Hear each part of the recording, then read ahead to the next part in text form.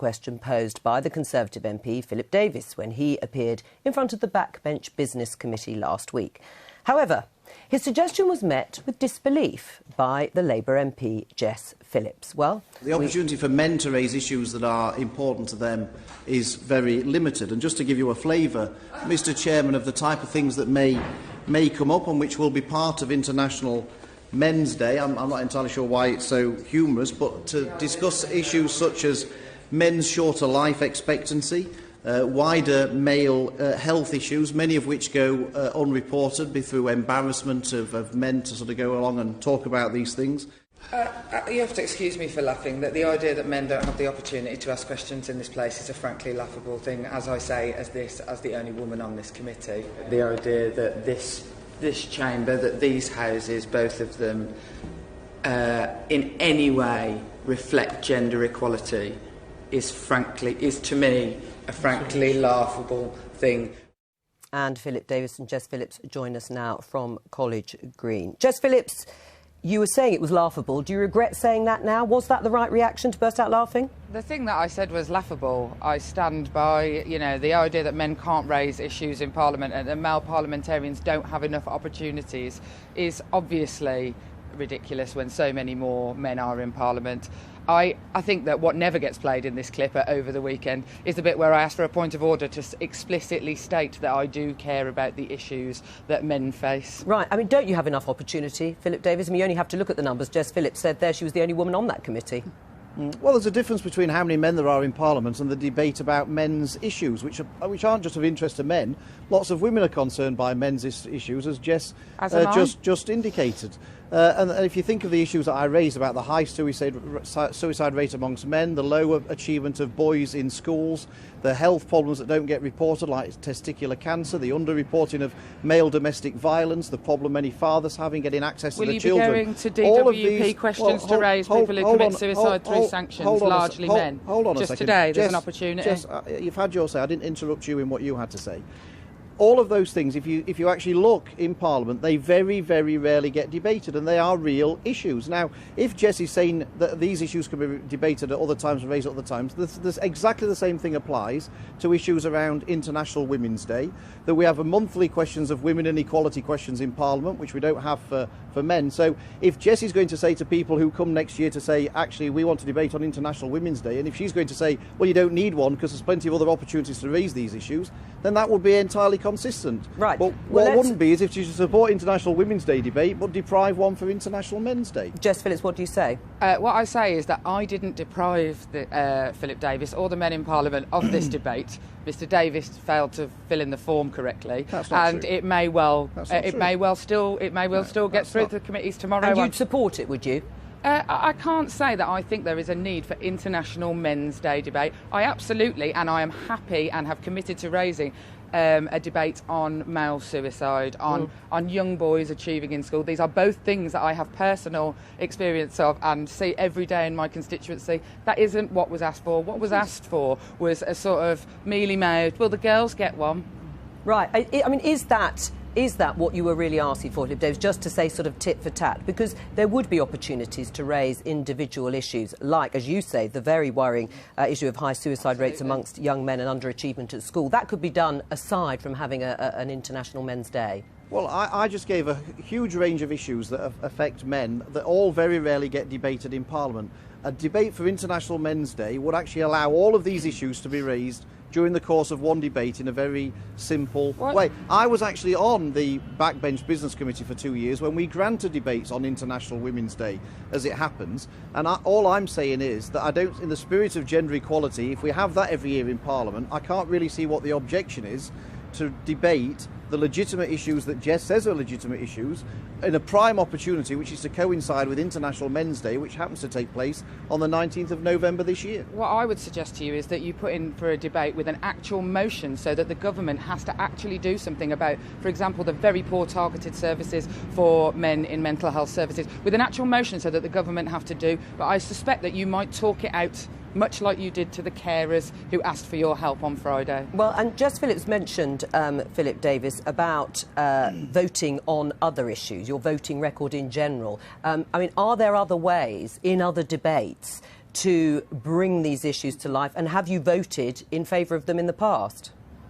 Look, I always vote in favour of true equality. I don't know if Jess was selected on an all-women shortlist for her selection. Did you vote for gay marriage? I don't. Well, I don't agree with gay marriage. So why would I vote for something I don't agree with? And there's actually that bill, if we want to get into that debate, has nothing to do with equality. It's actually now it's not equal marriage at all, because you can have civil partnerships and marriage for gay people. You can only have marriage for heterosexual. I'm all right with that. So it's not equality. Being blocked it's from not. it. It's not equality though. So Jess has a strange view of equality, which is that let me the just groups ask that she You have a supports very basic view of should equality. have more equality than other people. It's about opportunity. When you stop, just pause for a moment. What does International Women's Day, Jess, actually achieve? Well, International Women's Day is, sort of a long-held day. I've never been in Parliament when it was International Women's Day, so I have absolutely no idea what happens in the debate in Parliament. Right. But International Women's Day is about recognising that women internationally face terrible inequalities. I mean, issues like, the awful rapes that we've seen publicised in India, the issues around the fact that in Africa the average age of a woman to get married is 14 in some countries. These are issues that, we want to stand as sisters shoulder to shoulder with our, across the world and say that we don't accept it. And that's what you want for men, is it, Philip Davies? An exact replica of that debate about men around the world? Yeah, absolutely. There are issues that affect women, and I've taken part in debates on International Women's Day before, and like I said, I've granted them when I was on the backbench business committee. Thank you for your sorority. All I ask is that we actually have real equality, and I don't know what Jess is so worried about in allowing these men's issues to be debated. Well, I look forward to seeing both of you. Issues. I look forward to seeing both of you in that debate when it happens. If it ever happens. Well, the women's one I meant first, but yes, if the men's one happens as well. Thank you to both of you. Should it happen? Should there be? You didn't frankly have the balls to put country before party. This now is the Conservative MP, Philip Davies. Welcome back to the Daily Politics. Well, you saw the result of our scientific mood box. Men have their issues taken more seriously. Well, I don't think they do in Parliament, to be perfectly honest. I mean, I accept there are more men than women in the House of Commons. There are a lot more men than women. But that's very different from the consideration of men's issues. And some of the issues that I want to talk about in the debate today about male suicide, about the underachievement of boys in school, the health issues like testicular cancer, they get very underreported, the male victims of domestic violence. These are very rarely debated in Parliament. But why not? Why don't men like you raise them then? If you feel they're so important, you have plenty of opportunities. As you say, they are critically important issues on suicide particularly. But you have health questions, you have work and pensions questions, you have business questions, and as I say, there are 459 of you to raise it. Yeah, but as you well know, it's not as easy as just standing up at health questions and asking a question. You've got to go into a ballot, and you've got to get the questions got to come out of the hat, so to speak. So it's not that easy. Whereas, for example, every month in Parliament we have women and equalities questions. Which means that all of the issues affecting women can be raised as a specific session. Right. It doesn't apply to men. If it was just an equalities session, then we could raise all of the issues where men and women feel poorly let down. But in the House of Commons, we only have women and equalities questions. Well, Joan Bakewell, do you applaud Philip Davies for this? Well, I'm rather touched, actually, that men are beginning to feel squeezed, because it does indicate that women are getting slightly larger voices than they've ever heard. And, of course, there are not very many of them comparatively in the Commons, so one's heart bleeds for them. However, there are issues, and there are lots of issues that aren't gender-specific. And I think we should be looking at the world to solve the issues of health, under which banner testicular cancer comes along, but it shouldn't be specifically seen as a male issue. Women should care about it as much, just as women should care about the fact that in prisons, primarily men, a big male issue, while the prison's full of men and not so much of women. We should all care about these issues, and they shouldn't be gender-defined. Does it need an International Men's Day to do it? Well, let them have a bit of fun. Well, I absolutely agree. I mean, I don't accept that only women are interested in women's issues and only men are interested in men's issues. I think that's very simplistic, because most women have they might have a husband, or they've got a son, or they've got a father, so they are affected by all of these issues as well. And so I very much agree that we should look at these things in the round. My point is that we very rarely discuss these issues in the House of Commons. But let's find out why. First of all, let's welcome our viewers in Scotland. They have just joined us after 12:30. They've been watching First Minister's questions. Welcome to Scottish viewers. But we talked about the number of MPs and the opportunities you do have to raise it. I mean, out of 650, only 191 are women. And, 45 years after the Equal Pay Act was introduced, men still earn nearly 15% more than women. Just 26% of FTSE 100 directors are women, falling to just 19.6% in the FTSE 250. I mean, when you look at those sorts of facts, men aren't doing too badly, are they? Well, that's irrelevant to the point I'm making today. Why? Why is it irrelevant? Well, because I'm not talking about... My debate here isn't about the representation of men and women in Parliament or how many men and women happen to be on the boards. And as it happens, I don't care if every MP is a woman, as long as they're there on merit. I'm not interested in that.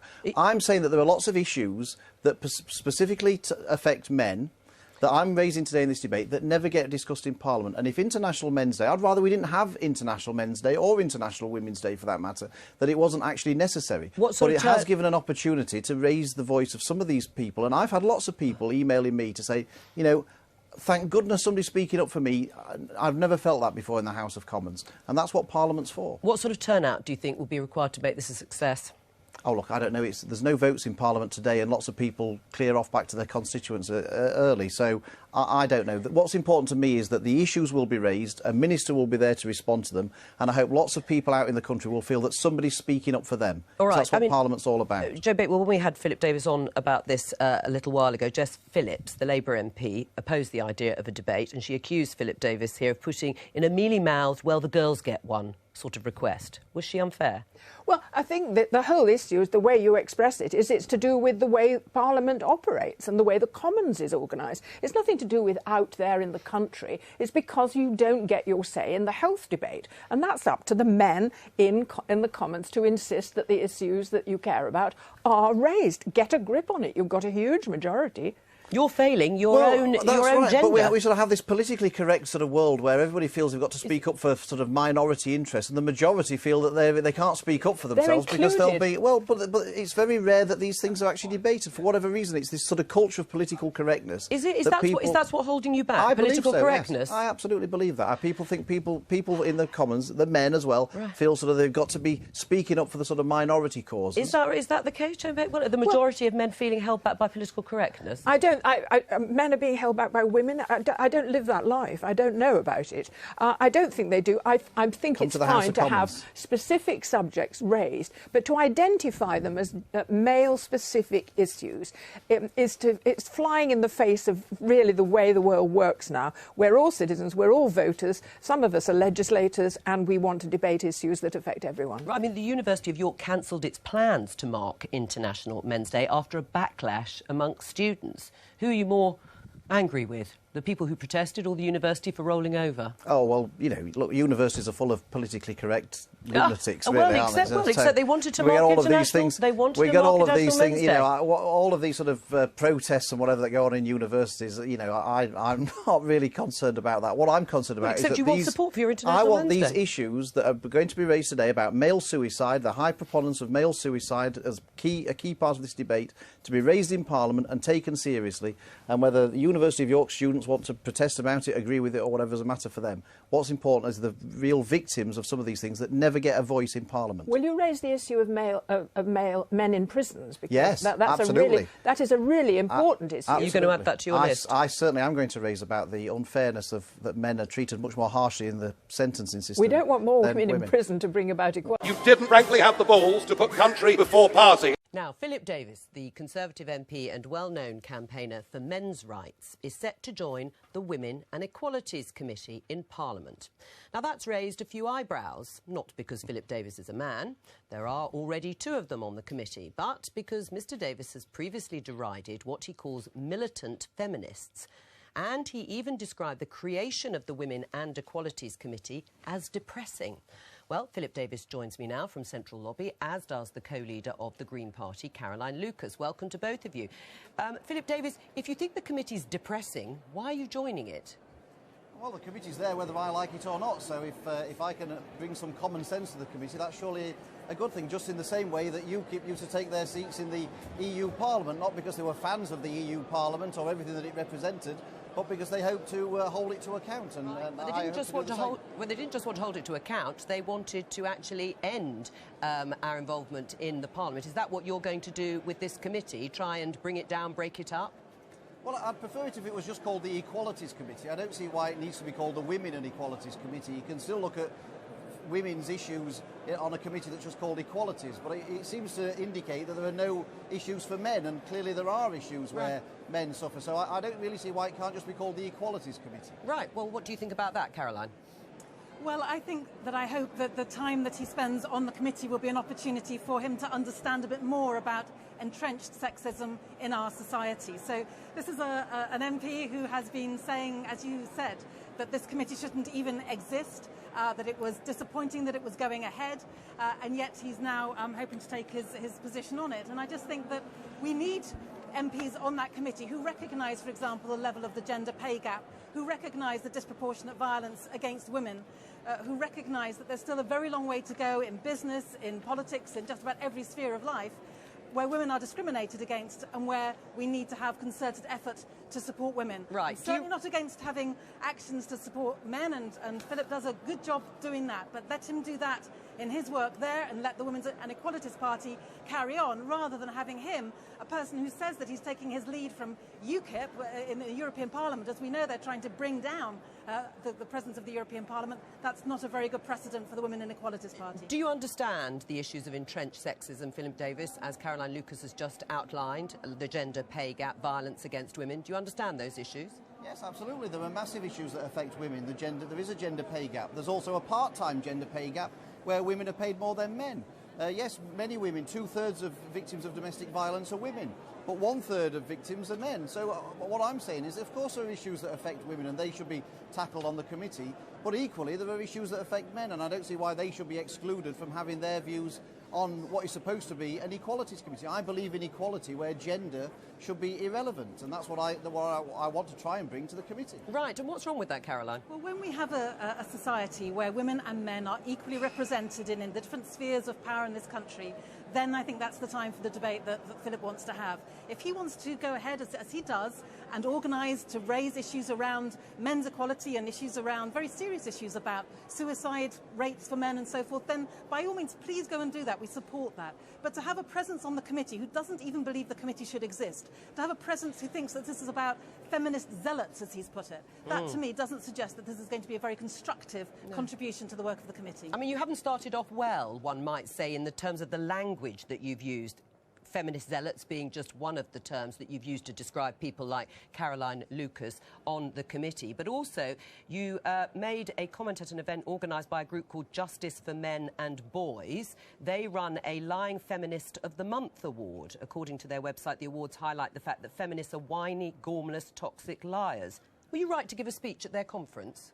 Well, look, I appear on the BBC, but I'm hardly the greatest fan of the BBC.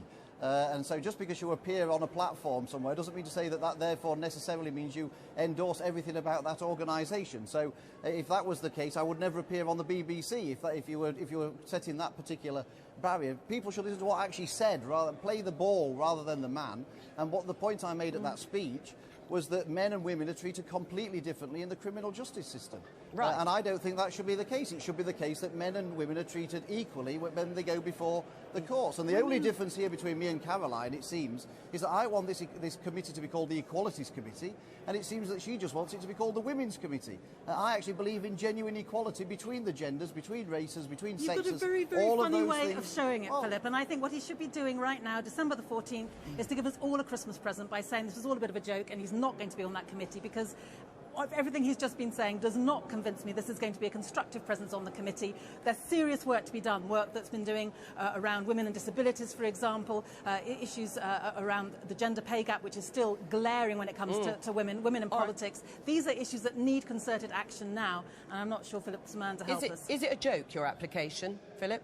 No, not at all. And it's I would have thought Caroline would be the one person who would actually want to protect people with minority opinions in Parliament. The day that you're a minority, Philip, I'll come a white Anglo-Saxon man. I don't think so. It seems to me that Caroline wants people on the committee only if they agree with her. Well, surely the whole point of a select committee is you have people on there with a range of opinions. Otherwise, what on earth is the point of an all-party select committee and people can only go on there if they all agree with Caroline? It sounds like you are going to get on there because you're standing unopposed. But, of course, Parliament, any member of Parliament, Caroline Lucas, can block the appointment or election to this committee. Will you try and block it? I will talk to others and see what strategies they're pursuing. In fact, I think we need to have a proper hearing with Philip and really just check out that he doesn't think that people who are standing up for things like equal pay or standing up for women in the justice system are feminist zealots. As long as he can assure us of that, maybe he should have a role and he could learn something by being on the committee. Caroline. All right, well, I'm sure you're going to get on really well on this committee anyway, but thanks very much. I think it's so discriminatory and sexist to say that we should only be focusing on violence against women. And if this was the other way round, Mr. Deputy Speaker, there would be an absolute outcry from people in this House, and rightly so. I do not see how introducing a specific duty to eliminate all forms of discrimination against just women, I don't see how that is not discriminatory in itself. I sometimes wish people could see the irony of their proposals. Surely we should just want to eliminate all forms of discrimination, full stop. Well, Article 1B is in effect saying that if it's discrimination against a man, it's okay, because all we want to do is end discrimination against women. Well, it isn't okay. Of course, Mr. Deputy Speaker, we oppose violence against women, but I, for one, equally oppose violence against men and boys, and having a strategy for one, but not the other, is just not acceptable to me. And it really is as simple as that. I cannot understand for the life of me how political correctness has become so entrenched in this country that people here today can see nothing wrong with a whole policy based on violence based simply on one sex, when unbelievably the evidence shows that it is the other sex who are more likely to be victims of violent crime than that. I've crossed out a lot of bits of my speech because I don't want to filibuster this bill out of time. You didn't frankly have the balls to put country before party.